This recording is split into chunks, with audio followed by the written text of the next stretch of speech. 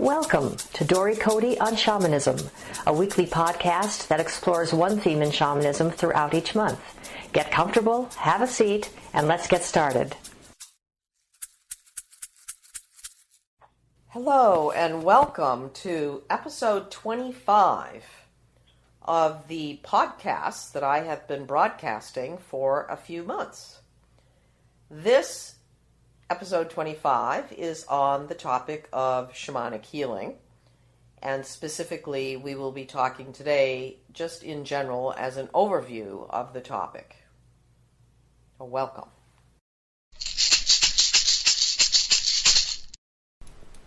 What is shamanic healing? Please explain it in simple terms. Yes, thank you. Shamanic healing is misunderstood, I believe, by many people, so I will try to clarify it as you asked for in the most simplified terms possible. Shamanic healing works specifically with the spirit part of what is not working in a person's life, or in the life of a system, such as a family system, or some aspect of nature, or some other living being. But for the sake of this episode, we're going to talk more specifically about shamanic healing as it relates to people.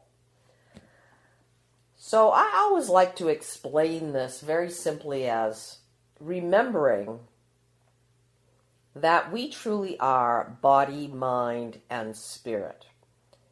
And our indigenous ancestors from all over the world, not just the North American Indians, as many people from this Western culture believe, but all peoples, the Celtic people, the Siberian people, the people from South America, Central America, Alaska, Australia, New Zealand, all those peoples from hundreds and hundreds of years ago had a complete understanding of what it meant to be a human being.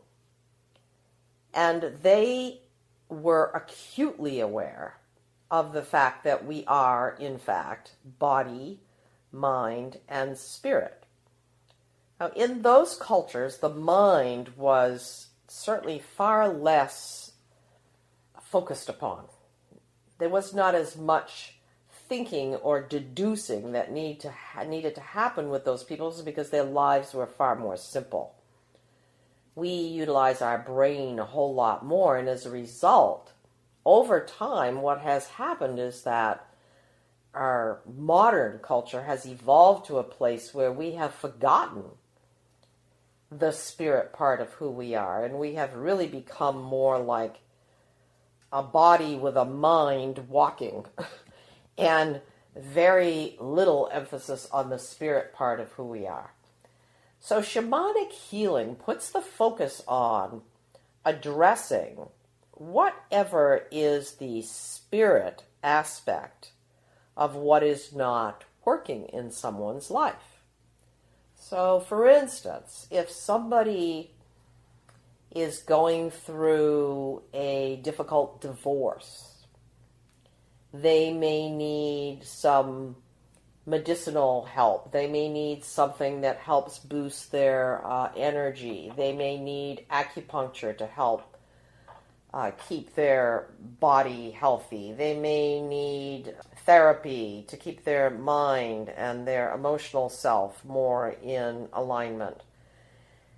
What I or some other shamanic practitioner would do is work with what has disturbed this person's spirit as a result of the ending of this intimate and perhaps in some cases long-term relationship.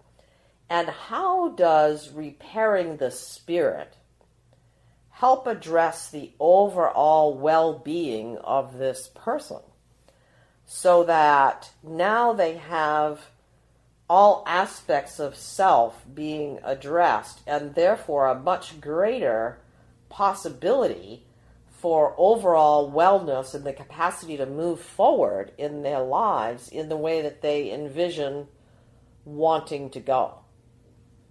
Oftentimes I say to people, shamanic healing is what is ultimately going to likely help you push through that wall that is keeping you from being able to be all that you want to be, or feeling all that you want to feel.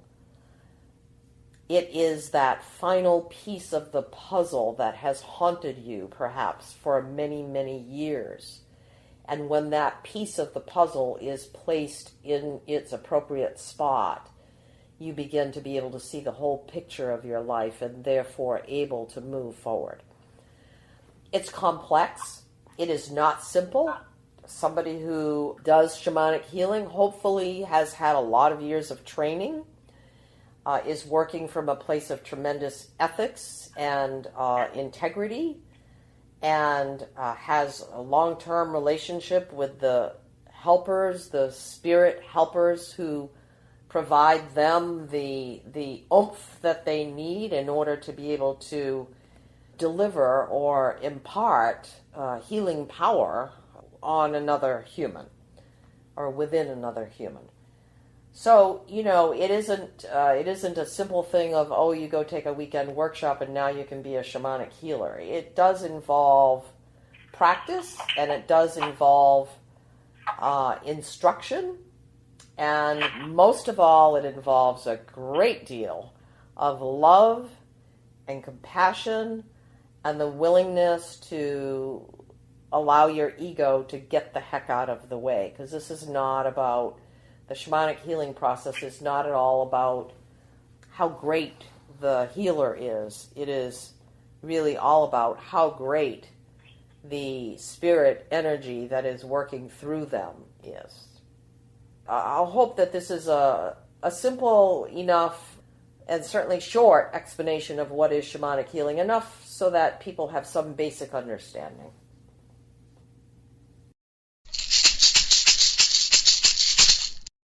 Are there common healing techniques used by shamanic practitioners or shamans? There are. My learning has been in what is called core shamanism, C-O-R-E, core shamanism, which is the study of the ways of the shamans from all over the world. There are some people who might study the ways of the Peruvian or the South American shamans, or other people who might focus on learning Celtic shamanism or the ways of the Sami people, which are the northern regions of Europe, or perhaps, the Asian or Pacific regions of the world.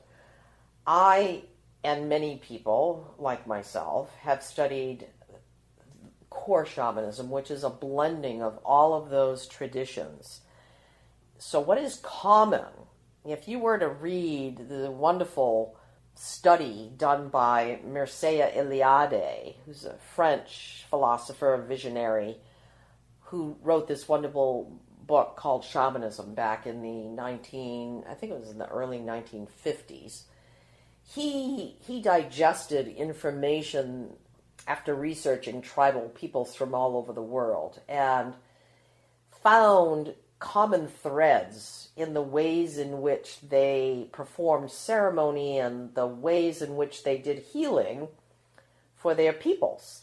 Wherever they were in the world, there was a common thread, which was pretty fascinating since they had no means of communicating with one another, but yet they were certainly communicating on this larger, the web, and I'm not talking about the internet, but the web, that space outside of time that we live in. And they understood in some way they were able to communicate with each other through that. So the most common ways of doing shamanic healing relate to ways that the soul or spirit benefit by some intervention on the part of the shaman and the spirits that the shaman is working with. And those typically fall into ways in which power is restored through ceremony, personal, spiritual power. In other cases, it could be something that we call extraction, which is a way of removing negative energy that has gotten stuck in a person's body, mind, and spirit. And then, of course, there is another method that is quite common called soul retrieval, which is about helping to restore aspects of a person's soul that have become fragmented from the whole of who they are, bringing those aspects of the person's spirit back to them so that they can step into wholeness. And there's there are many, many other bodies of work that can be performed for the living as well as the dying. And so there's this other piece of work called psychopomp work. Psychopomp being a word that comes from the Greek, which is translated into leader of souls. So a psychopomp ceremony is essentially helping the spirit of somebody who has left their body and is stuck here in this near the earth plane and needs some help moving on into the upper planes, or what some people might call heaven, others of us call the upper world, or some might call into the light. Whatever language you use, it's in that realm where peace and personal spiritual evolution can happen. So that is another very common shamanic healing or ceremonial piece that can be performed. And those are the most common, and that's, just a really broad brushstroke of what shamanic healing ceremonies might be.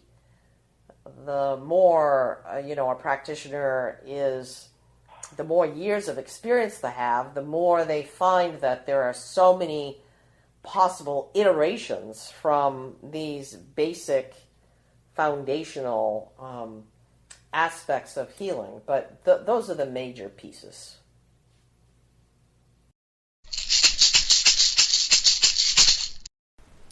Why would someone want to see a shamanic practitioner rather than a therapist, a priest, a rabbi, an acupuncturist, or a doctor?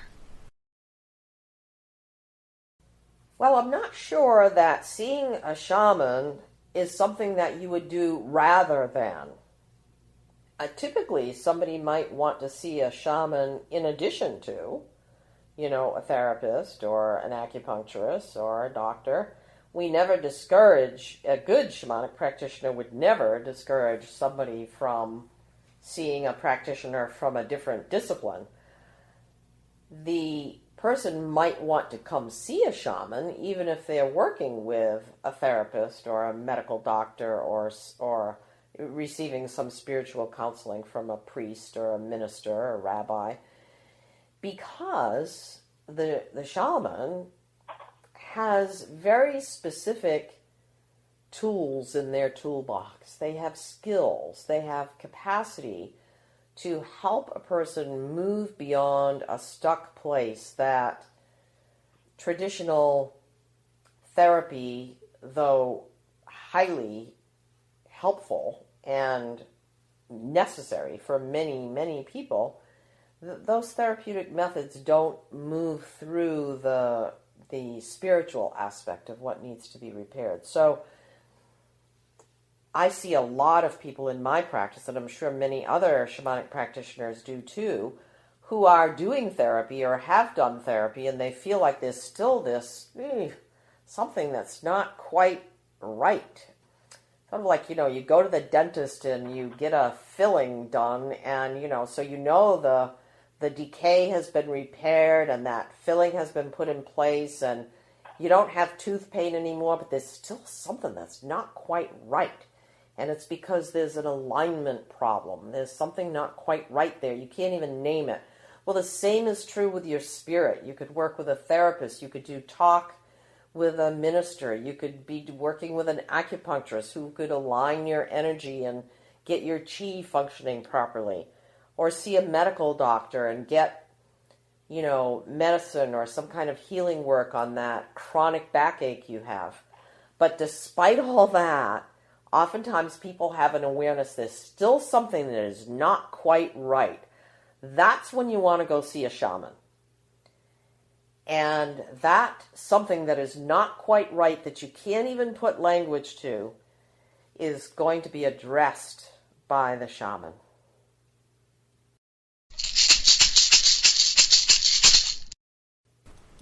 This completes the prepared questions. Is there anything you would like to add? Yes, I just want to say as we end that this is a very complex topic that I could speak about for probably a day or more. And so this is really just a very simple sampling of this topic. And I always welcome questions on my website or, via email. And look forward to having a dialogue with anybody who has more questions.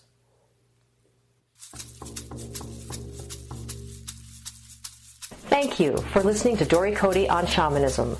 We'd love to hear your thoughts, stories, reactions, and questions. Come on over to dorycote.com and join the conversation. And tune in next week for more on this subject, or next month for a new subject. You can subscribe to this podcast in iTunes or sign up on dorycote.com to receive notices when the podcasts are posted. That's Dory, D-O-R-Y, and Cote, C-O-T-E.com. Drumming and rattling by Dory Cote and Terry Morgan.